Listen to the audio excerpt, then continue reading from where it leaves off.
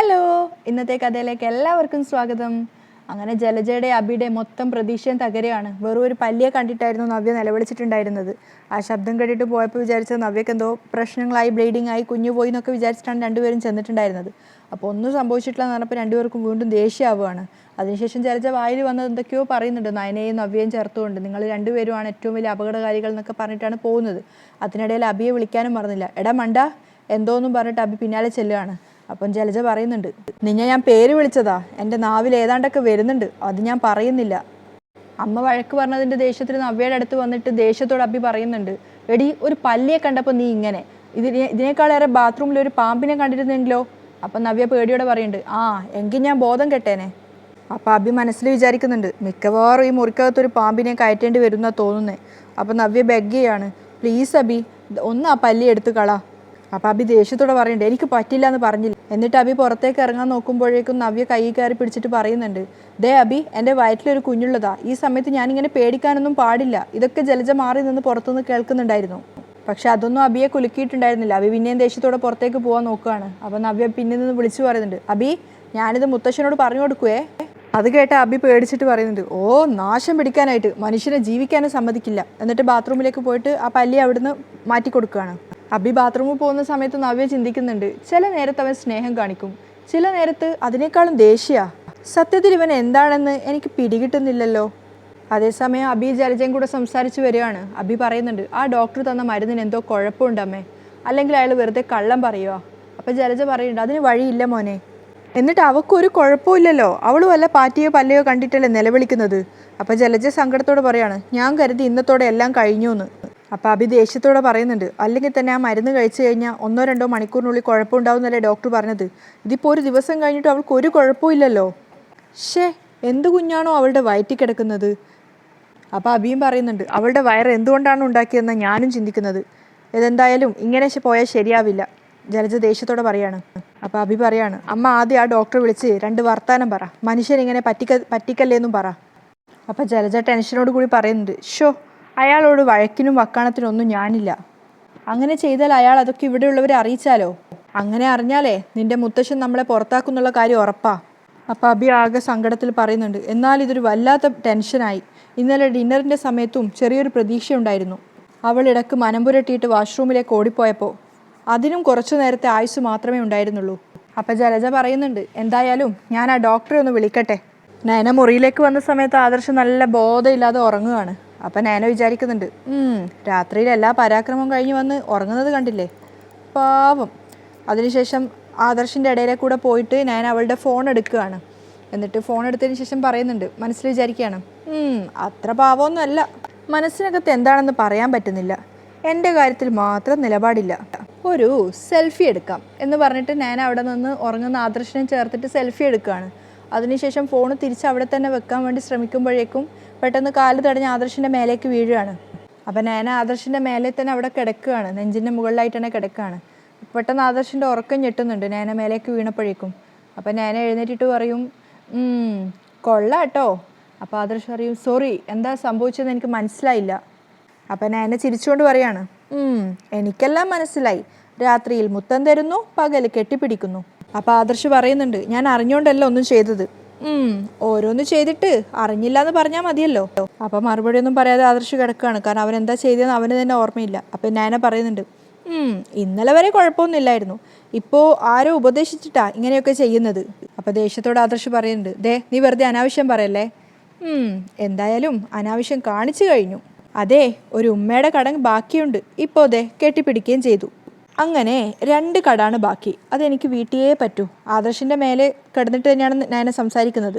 എന്നിട്ട് നയന ആദർശിൻ്റെ നെഞ്ചോട് ചേർന്ന് കിടക്കുകയാണ്. അപ്പോഴത്തേക്കും ആദർശ് ദേഷ്യത്തോടെ എഴുന്നേൽക്കുന്നുണ്ട്, നീ എന്താ ഈ കാണിക്കുന്നേ? എന്നിട്ട് പെട്ടെന്ന് തന്നെ എഴുന്നേൽക്കുകയാണ്. അപ്പം നയന അവനിങ്ങനെ ചേർത്ത് പിടിച്ചിട്ട് പറയുന്നുണ്ട്, ദേ ഇങ്ങനെയൊന്നും കാണിക്കണ്ട കേട്ടോ, ഇങ്ങനെയൊക്കെ കാണിച്ചാലേ ഞാൻ മുത്തശ്ശനോട് പറയും. എന്നോട് അകലം കാണിച്ചിട്ട് രാത്രി ഞാൻ ഉറങ്ങിക്കിടക്കുമ്പോൾ എന്നോട് മോശമായി പെരുമാറുന്നതും മറ്റും എന്നൊക്കെ പറഞ്ഞുകൊണ്ട് ഞാനിങ്ങനെ ആദർശിനെ ചേർത്ത് ഇങ്ങനെ ഷർട്ടിൻ്റെ മുകളിൽ കൂടെ കൈയൊക്കെ കൊണ്ടുപോവാണ്.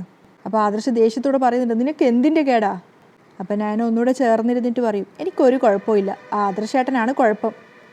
അതിനുശേഷം ഞാൻ പറയുന്നുണ്ട്, വേണമെങ്കിൽ നമുക്ക് 2 പേർക്കും കൂടെ ഒരു ഡോക്ടറെ കാണാൻ വേണ്ടി പോവാം. അപ്പോൾ ആദർശ് പറയാം, എനിക്കതിൻ്റെ ആവശ്യമൊന്നുമില്ല. അപ്പോഴും ആദർശ് നയനയുടെ മുന്നിൽ ഇങ്ങനെ പേടിച്ച് വിറച്ച് നയന ഇപ്പം എന്തെങ്കിലും ചെയ്യുമോ എന്ന് വിറച്ചുകൊണ്ടിരിക്കുകയാണ്. അപ്പം നയന പറയുന്നുണ്ട്, എങ്കിലേ എനിക്കതിൻ്റെ ആവശ്യമുണ്ട്, ആ കടം വീട്ടേണ്ടതിൻ്റെ ആവശ്യം. അതുകൊണ്ട് എന്നെ എന്തൊക്കെ ചെയ്തോ അതൊക്കെ ഞാൻ തിരിച്ചും ചെയ്യാൻ പോവുക. എന്നിട്ട് ആദർശിൻ്റെ താടിയിലേക്ക് കൂടി വിരലിങ്ങനെ ഓടിച്ച് കിസ് ചെയ്യാൻ വേണ്ടിയിട്ട് ചുണ്ടിങ്ങനെ പിടിക്കാൻ വേണ്ടി പോവാണ്. അപ്പോൾ ആദർശ് പറയുന്നുണ്ട്, നീ വെറുതെ ഓരോന്നും ചെയ്ത് എന്നെ എന്നൊക്കെ പറഞ്ഞിങ്ങനെ പരുങ്ങുകയാണ്. അപ്പം നയന കളിയാക്കിക്കൊണ്ട് പറയുന്നുണ്ട്, അത് ശരി, അപ്പോൾ സ്വയം കൺട്രോൾ ചെയ്യാൻ അറിയില്ല അല്ലേ? അപ്പോൾ ആദർശ് കണ്ണുകൾ ഇങ്ങനെ താഴ്ത്തുകയാണ്. അപ്പോൾ നയന പറയുന്നുണ്ട്, ഒരു എഗ്രിമെൻറ്റ് വെച്ചിട്ടാണ് നമ്മൾ ഈ മുറിയിൽ കഴിയുന്നത്. ഇതുവരെ ഭാര്യ ഭർത്താക്കന്മാരായി ജീവിച്ചിട്ടില്ല, അതുകൊണ്ടേ ആ എഗ്രിമെൻറ്റ് പാലിക്കണം. ഞാനത് പാലിക്കുന്നുണ്ടല്ലോ. എപ്പോഴെങ്കിലും അനാവശ്യമായിട്ട് ഞാൻ ഇടിച്ചു കയറി വരുന്നുണ്ടോ? അപ്പോഴും നയനയുടെ കൈ ആദർശിൻ്റെ തോളിൽ കൂടെ ഇങ്ങനെ കറങ്ങുകയാണ്. ആദർശാണെങ്കിൽ എന്തെങ്കിലും ചെയ്യുമോ എന്ന് പേടിച്ചിട്ടിരിക്കുകയാണ്. അപ്പം നയന പറയുന്നുണ്ട്, ഇത് രാത്രി ആയിക്കഴിഞ്ഞാൽ എല്ലാം മറക്കും ഒരുമാതിരി പോലെ. അപ്പോൾ ആദർശ് ദേഷ്യത്തോടെ വയ്ക്കും, എന്ന് വെച്ചാൽ ഇനിയിപ്പോൾ അതിൻ്റെ അർത്ഥം പറഞ്ഞ് മനസ്സിലാക്കാനൊന്നും ഞാനില്ല. എന്നിട്ട് നയന ഇങ്ങനെ ആദർശിൻ്റെ മുഖത്തൂടെ കൈകൊണ്ട് പോയിട്ട് ആദർശിനെ ചേർത്ത് പിടിക്കുകയാണ്. എന്നിട്ട് പറയുന്നുണ്ട്, ഞാൻ ആഗ്രഹിച്ച കാര്യം നടക്കണം. അപ്പോഴേക്കും അവരുടെ മുറിയുടെ പുറത്തൂടെ ജാനകി അതുവഴി പാസ് ചെയ്ത് പോകുന്നുണ്ടായിരുന്നു.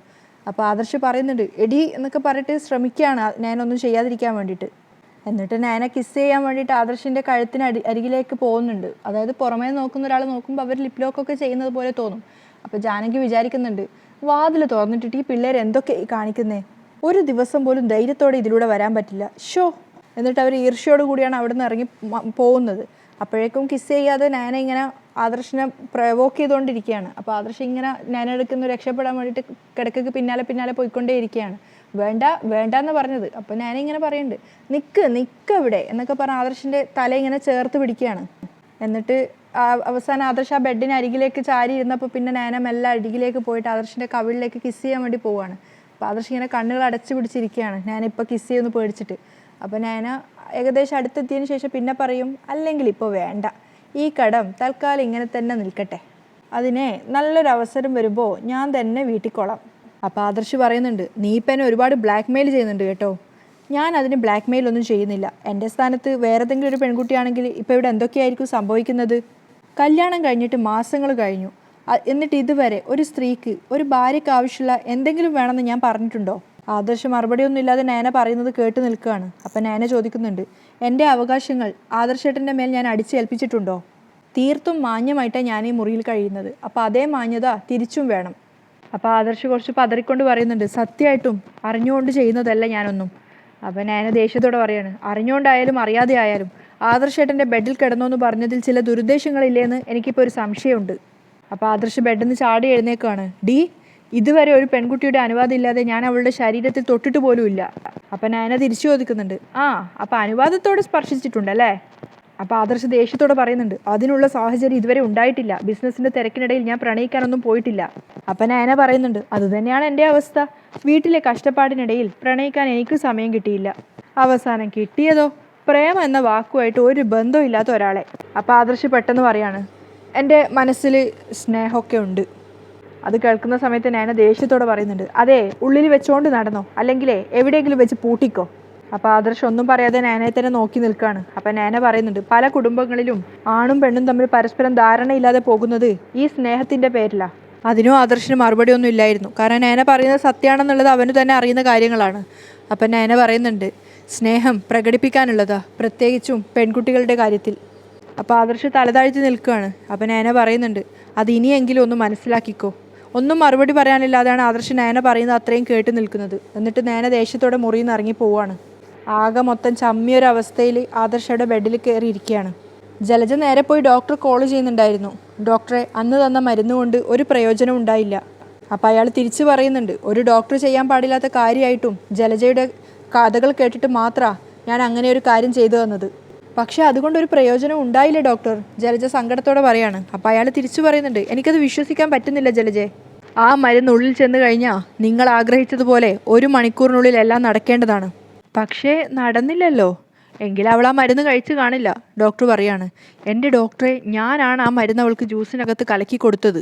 എന്നിട്ട് എൻ്റെ മോൻ തന്നെ അവളെ കൊണ്ടത് കുടിപ്പിച്ചത്.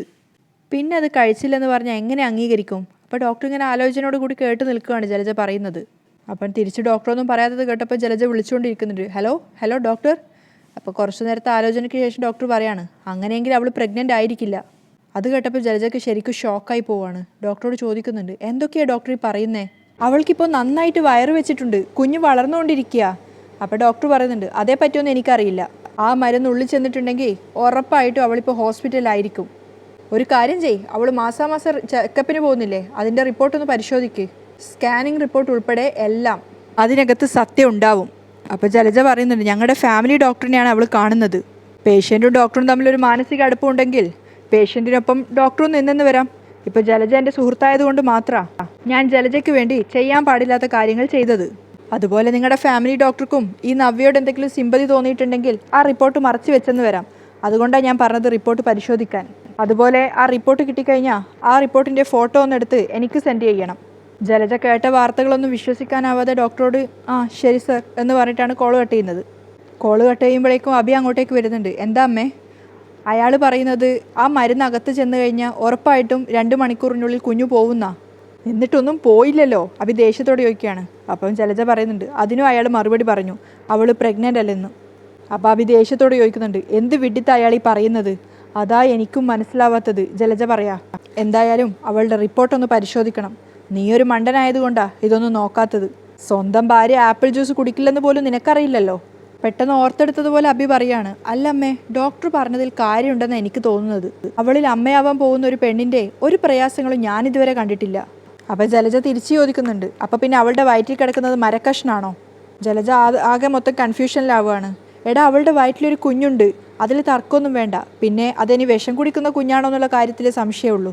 അങ്ങനെയാണെങ്കിൽ എന്ത് കൊടുത്തിട്ടും കാര്യമില്ല. അപ്പോൾ അബിയും പറയുന്നുണ്ട്, ഹോ, ഇതൊരു വല്ലാത്ത തലവേദനയായി പോയല്ലോ അമ്മേ. അപ്പോൾ ജലജ പറയാ, ഏതായാലും ഇനിയിപ്പോൾ ഡോക്ടർ പറഞ്ഞ സ്ഥിതിക്ക് ആ റിപ്പോർട്ട് എടുത്ത് എങ്ങനെയെങ്കിലും പരിശോധിക്കണം. അതിനകത്തുണ്ടാവും സത്യങ്ങളെന്നാണ് ഡോക്ടർ പറഞ്ഞത്. അവളുടെ വളകാപ്പ് ചടങ്ങ് എങ്ങനെയെങ്കിലും മുടങ്ങണം, അതാ എൻ്റെ ആഗ്രഹം. അതിന് നടക്കുമോയെന്നറിയില്ല. എന്തായാലും നമുക്ക് നോക്കാം.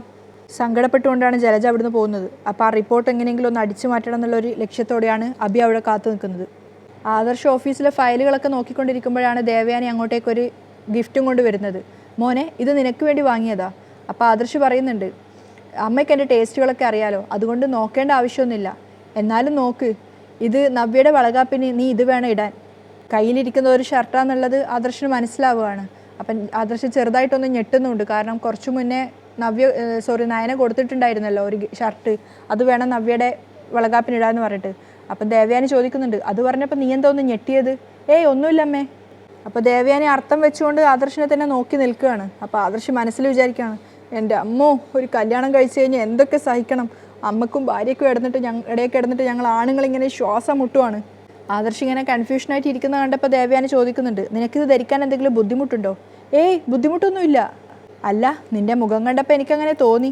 അപ്പോൾ ആദർശ് പറയാണ്, അല്ല, ഈ വളകാപ്പിനിടാൻ വേണ്ടി ഞാൻ കുറച്ച് ഡ്രസ്സ് സെലക്ട് ചെയ്ത് വെച്ചിട്ടുണ്ടായിരുന്നു. അപ്പോൾ ദേവയാനി പറയുന്നുണ്ട്, നീ ഏത് ഡ്രസ്സ് സെലക്ട് ചെയ്താലും നീ ഈ ഡ്രസ്സ് ഇടണം എന്നുള്ള ഉദ്ദേശത്തോടു കൂടിയാണ് ഞാനിത് വാങ്ങിയത്. അപ്പോൾ ആദർശ് തിരിച്ചു ചോദിക്കുന്നുണ്ട്, അമ്മേ, ഞാൻ വാങ്ങിയ ഡ്രസ്സ് എന്ത് ചെയ്യും? അത് വേറൊരു ദിവസം ഇടണം. ഇത് ഞാൻ ഒരുപാട് ആഗ്രഹിച്ചു പോയി, അതുകൊണ്ടാണ്. അപ്പോൾ ആദർശ് ആ ഷർട്ടിൻ്റെ ഗിഫ്റ്റ് ബോക്സ് വാങ്ങിക്കൊണ്ട് പറയുന്നുണ്ട്, അമ്മ ആഗ്രഹിച്ചെങ്കിൽ അത് ഉറപ്പായി നടക്കണം. അപ്പോൾ ദേവയാനി ചോദിക്കുന്നുണ്ട്, പിന്നെ നീ എന്തിനാ തർക്കിക്കുന്നേ?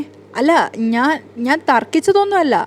ഈ റെഡ് കളറ് വളകാപ്പിനിടരുതെന്ന് ആരോ പറഞ്ഞതുപോലെ എനിക്ക് തോന്നുന്നു. അപ്പോൾ ദേവയാനി ദേഷ്യത്തോടെ പറയുന്നുണ്ട്, അങ്ങനെയൊന്നും ആരും പറഞ്ഞിട്ടില്ല. വളകാപ്പിന് ഇന്ന കളർ ഇടണമെന്നൊന്നും ആരും പറഞ്ഞിട്ടില്ല. കല്യാണം കഴിഞ്ഞതിന് ശേഷം നിനക്ക് ഒരുപാട് മാറ്റമുണ്ട് കേട്ടോ. അല്ലെങ്കിൽ ഞാനൊരു ഡ്രസ്സ് എടുത്ത് തന്നാൽ നീ അത് തന്നെ ഇടുള്ളൂ. ഇപ്പം എല്ലാം മറന്ന മട്ട. അപ്പോഴേക്കും ആദർശ് വേഗം പറയും, ഏയ് അങ്ങനെയൊന്നും ഇല്ലമ്മേ, ഞാൻ ഈ ഡ്രസ്സ് തന്നെ നാളെ വളകാപ്പിനിടാം. ദൈവമേ, അപ്പോൾ അവൾ തന്ന ഡ്രസ്സോ? അമ്മയെക്കാളും പ്രാധാന്യം എന്തായാലും അവൾക്ക് കൊടുക്കേണ്ട ആവശ്യമൊന്നുമില്ല. എന്നാലും അവളും ആഗ്രഹിച്ച് വാങ്ങിയതല്ലേ. ആദർശ് ഇങ്ങനെ ഓരോന്ന് ചിന്തിച്ചുകൊണ്ടിരിക്കുകയാണ്. അത് കണ്ടിട്ട് ദേവയാനി ചോദിക്കുന്നുണ്ട്, എന്താ? ഏയ് ഒന്നുമില്ല, ഞാൻ ഇത് തന്നെ ഇട്ടോളാം. ജലജ അബിയുടെയും നവ്യയുടെയും മുറിയിൽ കയറിയിട്ട് ആ റിപ്പോർട്ടിന് വേണ്ടിയിട്ടുള്ള തെരച്ചിൽ തുടങ്ങുകയാണ്. അതേസമയം ഇതൊന്നും അറിയാതെ നവ്യ അടുക്കളയിൽ ഫ്രിഡ്ജൊക്കെ തുറന്ന് വെള്ളമൊക്കെ കുടിച്ചുകൊണ്ടിരിക്കുകയാണ്. തിരിച്ച് നവ്യ മുറിയിലേക്ക് വരുന്ന സമയത്ത് ജലജ ചിന്തിക്കുന്നുണ്ട്, ഡോക്ടർ പറഞ്ഞതുപോലെ അവളുടെ റിപ്പോർട്ടിൽ എന്തെങ്കിലും തിരിമറി ഉണ്ടെങ്കിൽ അവൾക്ക് നല്ല മുട്ടാൻ പണി കൊടുക്കണം. അതേസമയം വെള്ളം കുടിച്ചിട്ട് നവ്യ മുകളിലേക്ക് കയറി വരികയാണ്. അപ്പം സ്റ്റെപ്പ് കയറി വന്നപ്പോഴേക്കും നയന അവിടെ നിലം തുടക്കുമായിരുന്നു. അപ്പോൾ നവ്യയെ കണ്ടപ്പോൾ പറയുന്നുണ്ട്, ചേച്ചി എന്തേ? അല്ല, ബ്ലൗസ് കീറിയല്ലോ. അയ്യോ, കീറിയോ? പുതിയ ബ്ലൗസായിരുന്നു. എങ്ങനെ കീറിയോ എന്തോ? അപ്പം നയന പറയുന്നുണ്ട്, അമ്മയുടെ 1-2 സാരിയും ഇതിനിടെ കീറിയായിരുന്നു. എലി കരണ്ടതെന്നാ ചേച്ചിയുടെ അമ്മായിയമ്മ പറഞ്ഞത്. പക്ഷെ കരണ്ടത് അപ്പച്ചിയാണെന്നാണ് അമ്മ പറഞ്ഞത്. ഇന്ന് വളകാപ്പ് നടക്കുന്ന ദിവസമാണ്, ഞാൻ പോയി ഡ്രസ്സ് മാറട്ടെ. അപ്പം നയന ദേഷ്യത്തോടെ ചോദിക്കുകയാണ്, എന്ത് വളകാപ്പ്? അത് പറയുമ്പോൾ എൻ്റെ പ്രഷർ കൂടുക, എല്ലാവരോടും എനിക്ക് പറയണമെന്നുണ്ട്. പിന്നെ ചേച്ചി ആത്മഹത്യാ ഭീഷണി മുഴക്കിയിരിക്കുമല്ലേ, അതുകൊണ്ടൊന്നും പറയാനും പറ്റുന്നില്ല. അപ്പം നവ്യ പറയുന്നുണ്ട്, അത് വെറും ഭീഷണിയല്ല, പിടിച്ചു നിൽക്കാൻ പറ്റില്ല എന്ന് വന്നാൽ ഞാൻ മരിക്കും. അങ്ങനെ ഞാൻ പറഞ്ഞപ്പോഴാണ് അന്ന് ചെക്കപ്പിന് വന്ന് ഇവിടുത്തെ കുടുംബ ഡോക്ടർ എനിക്കൊപ്പം നിന്നത്. എന്നെ നോക്കുന്ന ഡോക്ടർക്ക് എനിക്കൊപ്പം നിൽക്കാമെങ്കിൽ പിന്നെ നിനക്ക് നിന്നാലെന്താ? അപ്പം നയന പറയുന്നുണ്ട്, കള്ളം പറഞ്ഞിട്ട് എനിക്ക് ശീലമില്ല. അപ്പം നവ്യ പറയുന്നുണ്ട്, ഇത്തരം കാര്യങ്ങളിൽ ഡോക്ടർമാരും കള്ളം പറയാറില്ല. പിന്നെ ഒരു പെൺകുട്ടിയുടെ ദയനീയാവസ്ഥ കണ്ട് അവരും കുറച്ച് മനുഷ്യത്വം കാണിക്കുന്നതാ. അങ്ങനെ ഇവിടുത്തെ കുടുംബ ഡോക്ടർക്ക് എന്നോട് മനുഷ്യത്വം കാണിക്കാമെങ്കിൽ നിനക്ക് പിന്നെന്താ പറ്റാത്തത്? നീ എൻ്റെ കൂടെപ്പിറപ്പല്ലേ? അപ്പം നയന ചോദിക്കുന്നുണ്ട്, കൂടെപ്പിറപ്പാണെങ്കിലും ചില നേരത്ത് അതൊന്നും ചിന്തിക്കാതെയല്ലേ ചേച്ചി ഓരോന്നും പറയുന്നതും പ്രവർത്തിക്കുന്നതും? അതിന് നവ്യക്ക് മറുപടി ഒന്നും ഉണ്ടായിരുന്നില്ല. ജലജ അപ്പോഴും ഫയലിന് വേണ്ടി തിരഞ്ഞുകൊണ്ടിരിക്കുകയാണ്, പക്ഷെ എവിടെയും കാണുന്നില്ലായിരുന്നു. ആ ഒരു അസ്വസ്ഥതയിലാണ് അവർ നിൽക്കുന്നത്. അപ്പം നവ്യ പറയുന്നുണ്ട്, ഞാൻ നിന്നോട് അങ്ങനെയൊന്നും കാണിച്ചിട്ടില്ലല്ലോ, പിന്നെ എന്തെങ്കിലും ചെയ്തിട്ടുണ്ടെങ്കിലും പറഞ്ഞിട്ടുണ്ടെങ്കിലും അത് നിന്റെ പ്രവൃത്തി കാരണമാണ്. സ്വന്തമായിട്ട് കുറച്ച് കാശുണ്ടാക്കുന്നതിൻ്റെ ഒരു അഹങ്കാരം ഉണ്ടായിരുന്നു അന്ന് നിനക്ക്. അപ്പം നയന സങ്കടത്തോടെ പറയുന്നുണ്ട്, എന്ത് അഹങ്കാരം ഉണ്ടെന്ന് പറഞ്ഞായിരുന്നാലും അന്ന് എന്നെ കൊണ്ടാവുന്ന സഹായങ്ങളൊക്കെ ഞാൻ ചേച്ചിക്ക് ചെയ്തു തരുമായിരുന്നു. ചോദിക്കുമ്പോഴൊക്കെ പൈസയും തരുമായിരുന്നല്ലോ. ഇനി അതിനെപ്പറ്റിയൊന്നും നീ പറയണ്ട, പണ്ടത്തെ കണക്കും കൊണ്ട് നടക്കുക അവൾ. എന്നിട്ട് നവ്യ അവിടുന്ന് ദേഷ്യത്തോടെ പോവുകയാണ്. നയന അവളുടെ ജോലി പിന്നെയും തുടരുകയാണ്. നവ്യ മുറിയിലേക്ക് വരുന്ന സമയത്ത് ജലജ മുറിയിൽ നിന്ന് ഇറങ്ങി പോകുന്നുണ്ടായിരുന്നു. പക്ഷേ ജലജക്ക് അപ്പോഴേക്കും കിട്ടേണ്ട കാര്യങ്ങൾ കിട്ടിയിട്ടുണ്ടായിരുന്നു. ജലജ സാരിയുടെ ഇടയിലേക്ക് ഒളിച്ചു വെച്ചിട്ടാണ് പോകുന്നത്. അപ്പം നവ്യ ചോദിക്കുന്നുണ്ട്, അമ്മ എന്താ ഇവിടെ? അത് ഷെൽഫിൽ എനിക്കൊരു കാര്യം നോക്കാനുണ്ടായിരുന്നു. ഞങ്ങളുടെ ഷെൽഫിലേക്കൊക്കെ എന്തിനാ അമ്മ നോക്കുന്നത്? എന്താ എനിക്ക് നോക്കാൻ പാടില്ലേ? ജലജ ദേഷ്യത്തോടെ പറയാണ്, ഇതെൻ്റെ മോൻ്റെ മുറിയാ. മോൻ്റെ മുറിയാണെങ്കിലും ഇതിപ്പോൾ ഞങ്ങളുടെ മുറിയാ. നവ്യ മനസ്സിൽ വിചാരിക്കുന്നുണ്ട്. ഇവിടെ ഒരു ബ്രേസ്ലെറ്റ് ഉണ്ടായിരുന്നു അബിയുടെ, അത് വളകാപ്പിനിടാൻ വേണ്ടി നോക്കിയതാ. അപ്പം നവ്യ ചോദിക്കുന്നുണ്ട്, ആണുങ്ങളുടെ ബ്രേസ്ലെറ്റ് ആണോ പെണ്ണുങ്ങളിടുന്നത്? അത് ഞാൻ എനിക്കായിട്ട് വാങ്ങിയതായിരുന്നു. പിന്നെ അത് ആണുങ്ങളിട്ടാലും പെണ്ണുങ്ങളിട്ടാലും കുഴപ്പമില്ലാത്തത് കൊണ്ടാണ് ഞാനത് അവന് കൊടുത്തത്. ഞാനത് നോക്കട്ടെ എന്ന് പറഞ്ഞിട്ട് ജലജ വീണ്ടും അവിടെയൊക്കെ നോക്കുകയാണ്. അപ്പം നവ്യ വിചാരിക്കുന്നുണ്ട്, ഇവർക്ക് മോഷണം ഉണ്ടെന്നാണ് തോന്നുന്നത്. മുത്തശ്ശി തന്ന കുറേ സ്വർണ്ണം ഉണ്ടല്ലോ, അത് മോഷ്ടിക്കാനായിരിക്കും നോക്കുന്നത്. അപ്പോഴേക്കും ജലജക്ക് അവിടെ വെച്ചിട്ട് ആ ബ്രേസ്ലെറ്റ് കിട്ടുകയാണ്. ഇതെടുക്കാനാണ് ഞാൻ വന്നത്. അപ്പം നവ്യ ചോദിക്കുന്നുണ്ട്, ഇതെടുക്കുന്ന കാര്യം അബിയോട് പറഞ്ഞായിരുന്നോ? അതെന്തിനാടി അവനോട് പറയുന്നത്? ഇത് എൻ്റെ മോൻ്റെതാണ്, ഞാനാണ് അവനിത് കൊടുത്തത്. പിന്നെ അവനോട് ചോദിക്കേണ്ട കാര്യം എന്താ? നീ എന്തെങ്കിലും എടുക്കുമ്പോൾ അവനോട് ചോദിച്ചാൽ മതി. കാരണം ഇപ്പം നിൻ്റെ കയ്യിലുള്ള സ്വർണ്ണമൊക്കെ മുത്തശ്ശി തന്നതാണ്. അതുപോലെ നിന്റെ അനിയത്തിയെ പോലെ നീയും നിന്റെ വീട്ടുകാരെ സഹായിക്കാൻ വേണ്ടി പോവുകയാണെങ്കിൽ ചോദിച്ചിട്ട് വേണം എടുക്കാൻ. അപ്പം നവ്യ പറയുന്നുണ്ട്, ഞാൻ അങ്ങനെ സ്വർണ്ണത്തിൽ തൊട്ടൊന്നും കളിക്കില്ല അമ്മേ. എങ്കിൽ പിന്നെ എന്നെ ചോദ്യം ചെയ്യാൻ നിൽക്കണ്ട. ജലജ മുറിയിൽ നിന്ന് ഇറങ്ങി പോവുകയാണ്. അപ്പം നവ്യക്ക് പെട്ടെന്നൊരു സംശയം, അയ്യോ ഇനി ആ ഡോക്ടറിൻ്റെ റിപ്പോർട്ട് വല്ലതും കണ്ടോ എന്തോ? എന്നിട്ട് പെട്ടെന്ന് തന്നെ ഷെൽഫ് പോയി തുറന്നു നോക്കുന്ന സമയത്ത് റിപ്പോർട്ട് അവിടെ തന്നെ ഉണ്ടായിരുന്നു. പക്ഷേ നവ്യ എടുത്തിട്ട് അത് നോക്കുമ്പോൾ നവ്യ ചിന്തിക്കുന്നുണ്ട്, ഇത് സ്ഥാനം മാറിയായിരുന്നല്ലോ കിടന്നിരുന്നേ. ചിലപ്പോൾ എനിക്ക് തോന്നിയതായിരിക്കും. എന്തായാലും ഇനി ഇതിവിടെ ഇരിക്കാൻ പാടില്ല. എന്നിട്ട് ആ പേപ്പറുകളെല്ലാം കൂടെ നവ്യ വലിച്ചു കീറുകയാണ്. അപ്പോൾ അത് ജലജ കാണുന്നുണ്ടായിരുന്നു. അങ്ങനെയാണ് ഇന്നത്തെ എപ്പിസോഡ് വൈൻഡപ്പ് ചെയ്യുന്നത്.